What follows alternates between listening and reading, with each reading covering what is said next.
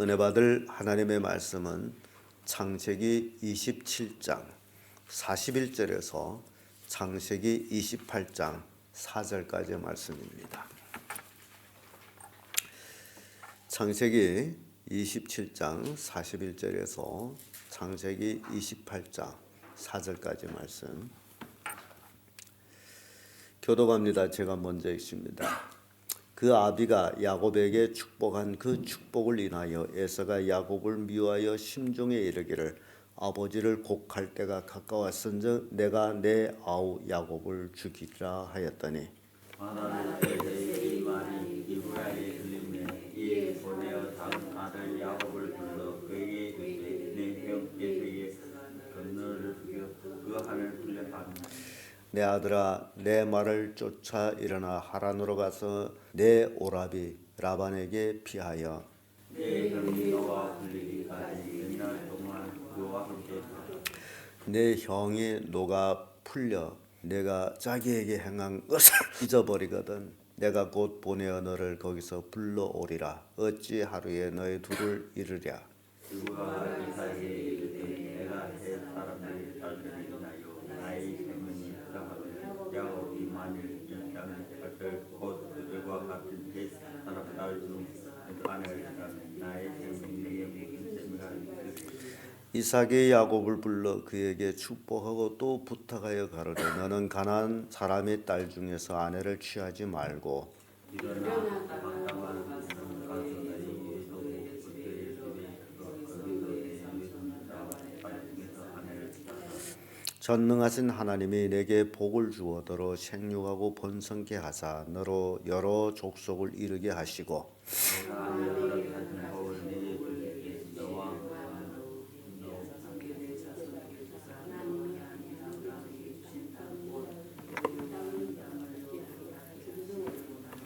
아멘. 이 말씀으로 야곱의 앞날 이런 제목으로 말씀을 나누겠습니다. 어찌 보면 야곱과 에서 두 쌍둥이가 뱃속에서 어머니 태중에서 선택받은 자와 선택받지 못한 자로 나뉘어집니다. 그래서 큰 자는 작은 자를 섬길 것이다 라는 응답을 받고 임신 중에 있는 리브가가 그것이 하나님의 뜻인 줄 알고 애들이 태어난 후에 야곱은 사랑하고 에서를 미워했던 그 리브가의 모습은 똑같이 자기 아들임에도 불구하고 하나님의 뜻이 그러하기 때문에 리브가도 그렇게 했습니다. 근데 우리가 이렇게 살아가면서 경험하는 게 있다면 선택받은 자와 버린 자의 차이가 엄청난 차이가 있다라는 사실입니다. 선택받은 자는 그 앞길이 찬란한 축복과 또 그것으로 인해서 당하는 고난들이 있고 선택받지 못한 자는 너로 인해서 내가 선택을 받지 못했다라고라 하는 그런 심리적인 역할을 해가지고 선택받은 자를 미워하고 죽이려고 하는 그런 모습들을 봅니다. 이것이 인류 역사입니다. 우리는 창세기에서 가인과 아벨을 통해 가지고 이미 그것을 우리는 느낍니다. 가인과 아벨 똑같이 아담이 아들임에도 불구하고 그들이 어느 날 하나님께 제사를 했는데 그 제사가 아벨의 제사는 하나님께 연락되고 가인의 제사는 연락되지를 않았습니다. 그러니 가인은 그때 화를 냅니다. 그 화내는 원인은 자기에게 있는 것이 아니고 이 아벨 때문에 하나님께서 내 제사를 받지 아니했구나. 그래서 어느 날 들에 있을 때에 가인은 자기 아우를 쳐 죽입니다. 이게 세상입니다. 그래서 가인이 제사와 아벨의 제사를 통해 가지고 그때로부터 인류 역사에는 두 가지 예배가 있었다라는 사실을 우리에게 교훈을 줍니다. 가인의 예배와 아벨의 예배. 이 제사라는 것이 우리말로 하면 예배입니다. 가인 같은 예배를 드리는 사람이 있느냐 하게 되면 아벨 같은 예배를 드리는 사람이 있습니다. 여기에 차이점이 뭐냐? 아벨은 하나님의 뜻대로 예배 드리는 자이고 가인은 자기 뜻대로 예배를 드리는 자입니다. 그래서 이것이 인본주의와 신본주의로 나눠집니다. 그래서 신본주의로 나가는 자는 인본주의로 나가는 자에게 핍박을 받고 또한 순교를 당할 때가 있습니다. 이게 오늘날 우리에게 보여주는 교회의 모습입니다. 성경은 이렇게 우리에게 교훈을 하고 있는데 많은 사람들이 성경을 이해하지 못해가지고 가인의 예배가 뭔지 아벨의 예배가 뭔지를 모르고 살아가고 있습니다. 가인의 예배를 드리는 자는 늘 아벨의 예배를 드리는 자를 핍박합니다. 저주합니다. 이게 선택받은 자와 선택받지 못한 자의 차이입니다. 에서가 하나님 앞에 제사를 드렸다라는 얘기가 없습니다. 이삭이 에서에게 축복한 것처럼 너는 칼을 믿고 살 것이다. 늘 칼잡이로서 살아갑니다. 그러나 야곱은 늘 하나님께 제사하는 모습을 봅니다. 이렇게 차이가 납니다.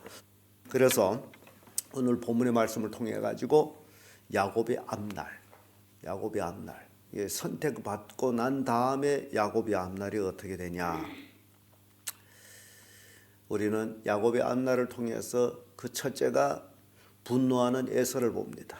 41절에서 44절까지 말씀인데 41절을 보게 되면 그 아비가 야곱에게 축복한 그 축복을 인하여 에서가 야곱을 미워하여 심중에 이르기를 아버지를 곡할 때가 가까웠은즉 내가 내 아우 야곱을 죽이리라 하였더니, 이 아버지 곡할 때라는 것은 이제 아버지 죽을 때가 지금 가까워오고 있는데 이삭이 늙어가지고 지금 죽을 때가 가까워오고 있는데 아버지가 죽고 나면 내가 너를 죽일 것이다. 그런 마음을 품고 있습니다. 가인의 마음하고 똑같은 마음입니다. 가인이 아우를 죽이려고 했죠. 왜 죽이려고 했습니까? 아벨이 하나님의 복을 받고 있기 때문에. 그래서 죽이려고 합니다. 이 에서도 똑같이 내 놈, 야곱을 얘기하죠. 내 놈이 있으므로 내 복을 빼앗아갔다. 실은 야곱이 에서의 복을 뺏지를 않았어요. 에서는 자기 복을 뺏길 삶을 살았습니다. 그래서 그 복이 태중에서부터 야곱에게로 이미 옮겨져 갔어요. 그것이 야곱의 삶 속에서 나타났을 뿐이에요. 그 원인을 알아야 돼. 우리 신앙생활하는 사람도 꼭 명심해야 될 것은 누구 때문에 내 복이 절대 뺏기지를 않습니다. 내 속에 있는 복은 빼앗아갈 자가 아무도 없습니다. 다만 나의 잘못된 삶이 내 복을 배척할 수 있다는 사실입니다. 이걸 아셔야 돼. 내 복은 누구도 빼앗지를 못합니다. 가장 중요한 것은 나와 하나님 관계, 그것이 바른 관계가 이어질 때에 그 복이 나한테로 옵니다. 그러나 그렇지 못하게 되면 복이 오다가도 도망을 갑니다. 시편에 보게 된 그런 말씀이 있어요. 저가 저주하기를 좋아하던 것이 저주가 자기에게 임하고 축복하기를 원치 않더니 복이 멀리 가도다. 이게 뭔 얘기입니까? 우리 성경 읽는 사람들이 꼭 명심해야 될 것은 예수께서도 제자들에게 축복하고 저주하지 말라. 누구를 놓고 한 얘기입니까? 원수라도 축복하고 저주하지 말라. 저주하기를 좋아하는 자는 그 저주가 자기에게 임한다. 그래서 헬라말로 죄를 하말티아라고 얘기하죠. 그 뜻인즉 빗나갔다. 사람이 입에는 음파라는 게 있어가지고 말하면 그 말이 이루어지기를 갑니다. 그래서 내가 누구를 저주했다. 그러면 그 저주가 그 사람한테로 갑니다. 가는데 그 저주가 그 사람한테 가서 내리려고 했는데 그 사람이 저주받을 사람이 아닙니다. 그러면 그 저주가 거기서 내리지 못하고 저주한 사람한테로 돌아갑니다. 그래서 저주받게 돼 있습니다. 그래서 예수님께서는 우리를 향해서 저주하지 말라고 그럽니다. 저주는 하나님만 하는 겁니다. 우리는 원수일지라도 축복하는 겁니다. 그런데 원수를 축복했어요. 아무개 내한테는 원수가 돼가지고 미워했지만은 축복을 했어요. 그 축복을 했더니 그 축복이 갑니다. 가서 그 원수에게 내리려고 했는데 그 사람은 축복받을 사람이 아니에요. 그러면 그 축복이 축복한 사람한테로 돌아옵니다. 그래서 저주하기를 좋아하던 것이 그 저주가 자기에게 임하고 축복하기를 원치 않더니 복이 멀리 떠나도다. 그 말씀이 그래서 시편 기자가 고백하고 있습니다. 왜냐하면 수없이 많은 사람들이 다윗을 저주했는데 다윗을 저주했던 사람들이 저주가 다 자기에게로 돌아갔기 때문에. 그러나 다윗이 어려울 때에 다윗을 돕고 받아줬던 사람들은 다 또 복을 받고 있는 모습 봅니다. 이게 성경이 우리에게 교훈하고 있는 겁니다. 이 에서의 분노를 우리가 보면서 그가 분노하는 것은 자기의 복을 뺏었다라고 생각하기 때문에 분노를 합니다. 이 사람이라는 게 참 신기합니다. 평상시에는 다 좋습니다. 그러나 어떤 자기의 이해타산에서 걸레들 찌개는 서로 물고 뜯습니다. 에서는 야곱이 자기의 복을 뺏었다라는 그 이해타산으로 인해서 내 놈을 내가 죽여버려야 되겠다. 그 원인은 그래야 그 복이 자기한테 온다라고 생각하기 때문에 이 에서의 그 잘못된 사고입니다.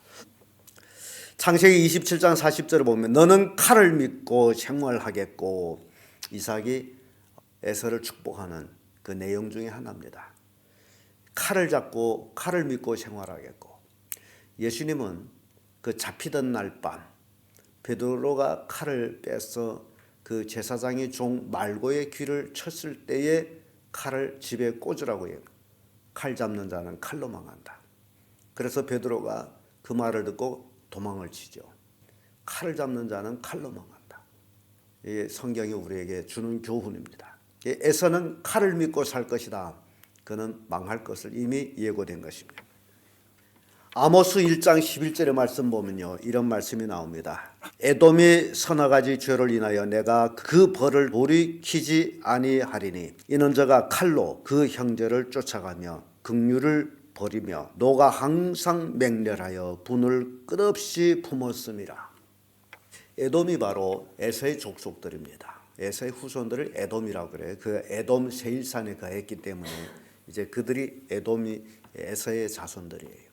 그런데 이 에서의 자손들은 에서가 분을 품고 있듯이 분을 품고 있어요. 이게 무섭습니다. 유전자 연구하는 사람들이 이걸 늘 얘기합니다.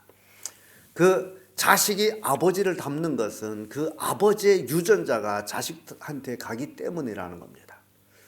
그래서 늘 우리는 그런 유전자적인 것을 모를 때도 그 아비의 그 아들, 그 어미의 그 딸이라는 말을 많이 합니다. 왜냐하면 그 유전자적인 관계를 가지고 꼭 같은 삶을 살기 때문에. 그래서 이 에돔의 후손, 에서의 후손, 세일산 족성들이죠. 이들은 성경 말씀 그대로 하나님이 서너 가지 죄로 인하여 그 벌을 돌이키지 아니하리니 이는 저가 칼로 그 형제를 쫓아가며, 칼잡이잖아요. 창세기 27장 40절에 너는 칼을 믿고 생활하겠고 야곱이 에서를 축복할 때 그대로입니다. 칼로 그 형제를 쫓아가. 형제가 누굽니까? 야곱이에요. 야곱의 자손을 괴롭혔어요. 긍휼을 버리며 형제한테 긍휼을 베풀지를 않아요. 노가 항상 맹렬하여 분을 끝없이 품었습니다.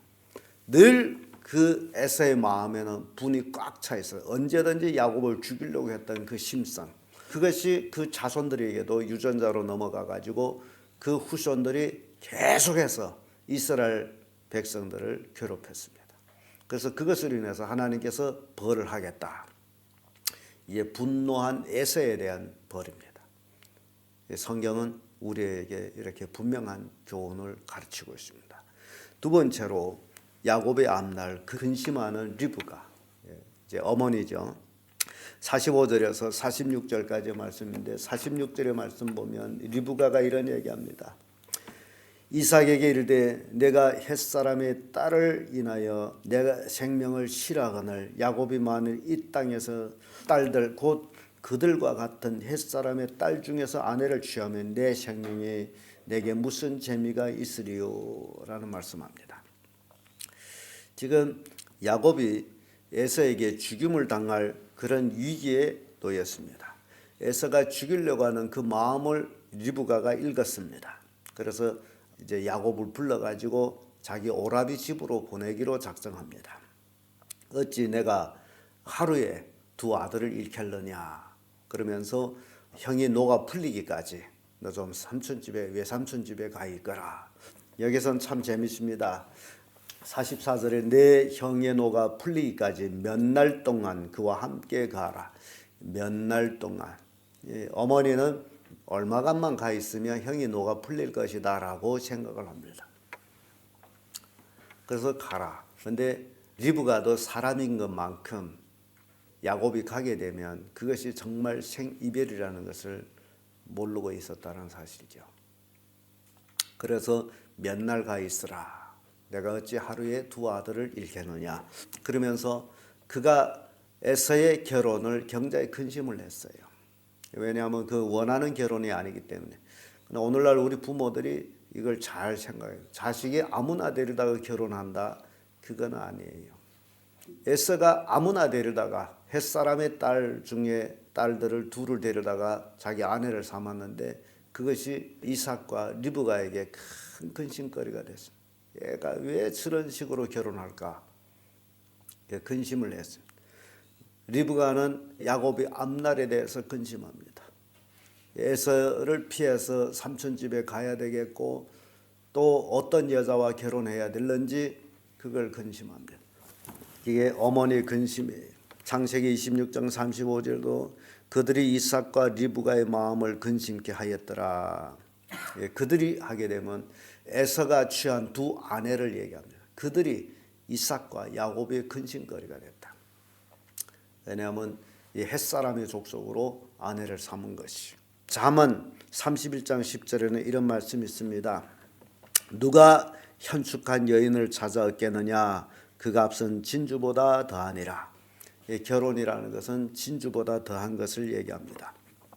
잠언 19장 14절에도 집과 재물은 조상에게서 상속하거니와 슬기로운 아내는 여호와께로서 말미암느니라. 그래서 결혼을 앞둔 사람들은 하나님 앞에 열심히 기도를 해야 됩니다. 하나님께서 배필을 허락해 달라고. 왜냐하면 재물과 집은 조상에게서 상속하지만은 슬기로운 아내는 여호와께로 인해서 얻게 된다라는 말씀이에요. 그래서 잠언 18장 25절에는 아내를 얻는 자는 복을 얻고 여호와께 은총을 받는 자니라고 말씀합니다. 이 리브가의 근심, 앞으로 야곱이 어떤 결혼 생활을 하는지 그것이 근심이 이미 성인이 됐기 때문에 어머니의 그 이제 근심.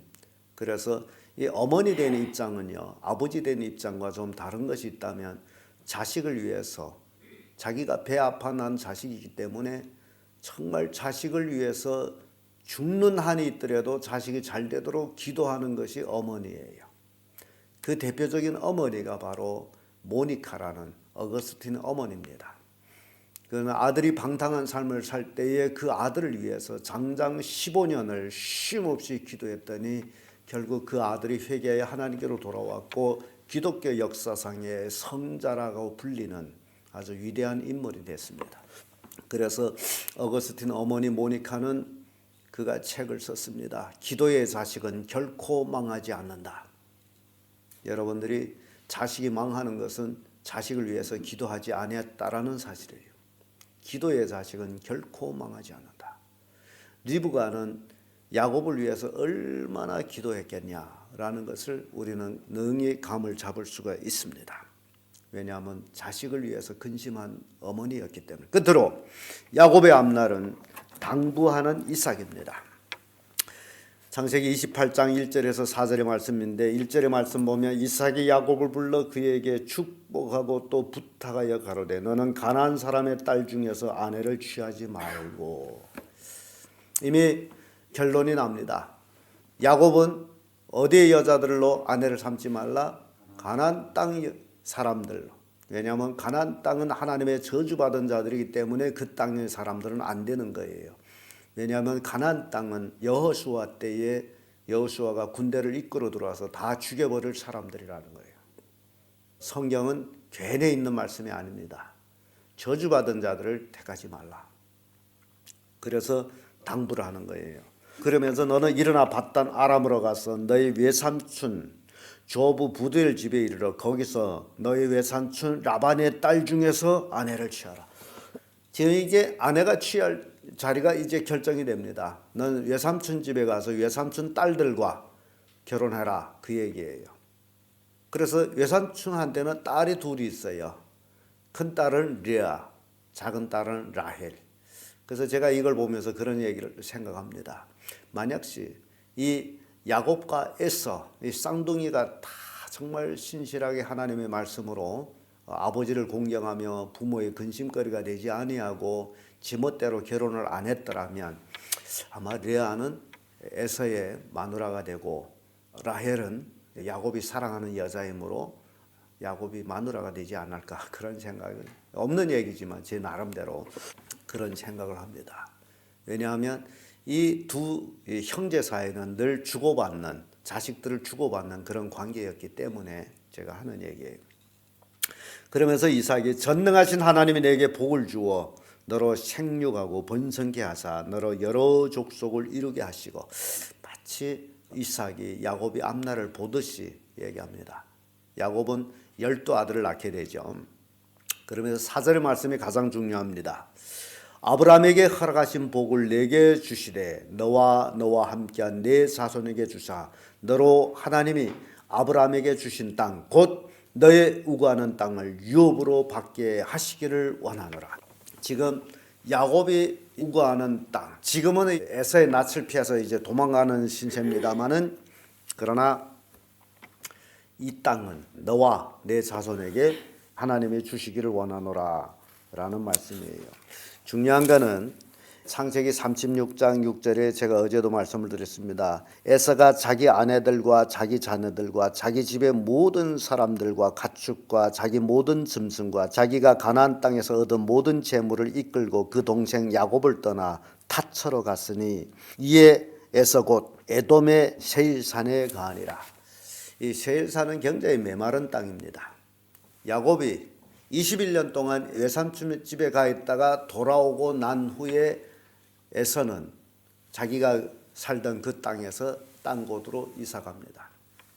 이게 우연이라고 생각하지 마세요. 바로 이삭이 야곱이 떠나기 전에 하신 말씀, 너의 우구하는 땅을 유업으로 받게 하시기를 원하노라. 이게 가나안 땅을 얘기합니다. 이스라엘 백성이 받을 땅을 얘기합니다. 그러니까 이 땅을 유업으로 받지 못한 에서는 야곱이 쫓아내지 않았음에도 불구하고 스스로 세일산으로 이사를 갑니다. 성경은 이래서 무섭습니다. 하나님 말씀대로 이루어져 나가는 것들을 우리에게 보여주고 있다는 사실입니다. 잠언 23장 22절에 보면 너 낳은 아비에게 청종하고 너 늙은 어미를 경히 여기지 말지니라. 이 자식은요, 아버지에게 청종하고 어미를 공경하는 의무가 가지고 있습니다. 자식이 아버지 말을 청종하지 않는 자식은 망합니다. 야곱과 에서를 통해서 에서가 망한 원인은 아버지의 말씀을 듣지 않기 때문이에요. 아버지 사랑을 받았음에도 불구하고 잠언 1장 8절에도 내 아들아 내 아비의 훈계를 들으면 내 어미의 법을 떠나지 말라. 이 자식은 부모에게 절대 순종에 관한 것을 말씀합니다. 잠언 30장 17절에도 아비를 조롱하며 어미 순종하기를 싫어하는 자의 눈은 골짜기에서 까마귀에게 쪼이고 독수리 새끼에게 먹히리라.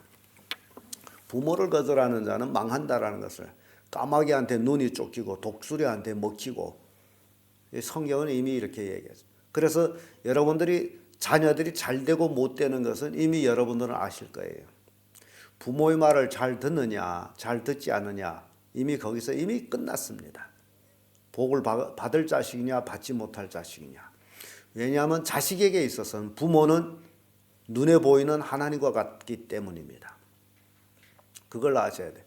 부모를 통해서 생명을 얻었기 때문에 부모는 살아있는 하나님과 같은 것입니다. 이 땅에. 그런데 하나님을 잘 섬긴다 하면서도 부모 공경을 할 줄 모르는 자는 하나님을 모르는 자예요. 자식이 복 받는 것은 부모를 공경하는 데서부터 시작이 됩니다. 그래서 이삭이 야곱에게 당부하는 그 모든 내용들, 야곱은 그대로 청종합니다.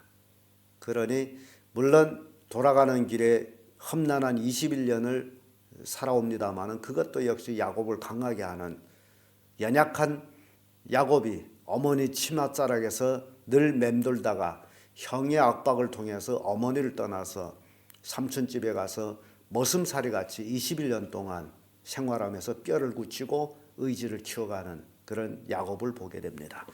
약한 야곱이 강한 야곱으로, 그래서 강한 야곱이 되어가지고 이름이 바뀝니다. 이스라엘. 대단한 이름입니다. 이스라엘 이름 뭔지 아십니까? 하나님과 씨름해서 이겼다라는 겁니다. 약복강에서 밤새도록 하나님과 씨름해가지고 하나님께서 지어준 이름. 이제는 너 야곱이라 하지 말고 이스라엘을 하라. 21년 동안 그 머슴살이 고난소리 모든 고난을 통해 가지고 결국 이스라엘로 바뀌어지는 야곱을 우리가 봅니다. 이게 성경이에요. 그래서 여러분들이 이 야곱이 앞날, 우리는 쭉 본문의 말씀을 통해 가지고 분노하는 에서 또는 근심하는 어머니 그리고 당부하는 아버지, 이런 야곱의 앞날이 이런 것들이었다라는 것을 우리에게 보여줍니다. 기도하겠습니다.